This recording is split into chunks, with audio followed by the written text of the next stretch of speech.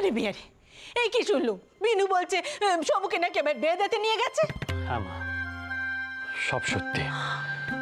মাও প্রায় সমুকে জোর করে নিয়ে গেছে, কিন্তু শেষ অবধি বিয়ে হয়েছে কিনা জানি না। তা তোরা তো ছিলিস সেখানে, বাধা দিতে পারলি নে? মা, আমি অনেক চেষ্টা করেছি, কিন্তু কোনো কথাই শুনলেন না আমার। উল্টো আমাকে নাক গলাতে মানা করলেন।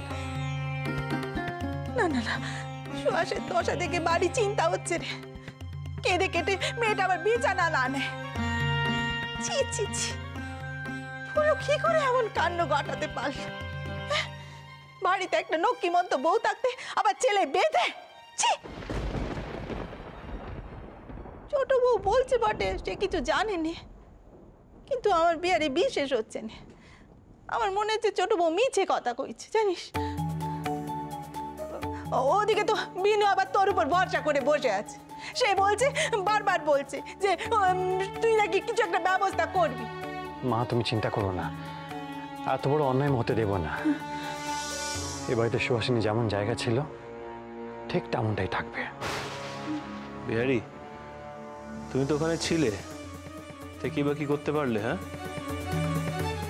আমি যদি ওখানে থাকতাম, আর কিছু না হোক এই ঘটনাটা কিছুতেই ঘটতে দিতাম না। যাকগে, তোমায় আর কিছু করার দরকার নেই। যা করার এবার আমি করব।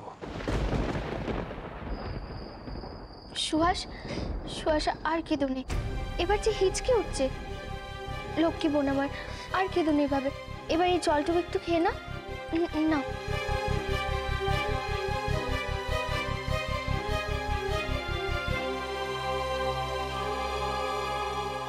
আমাকে আমাকে একটু বিষ এনে দাও।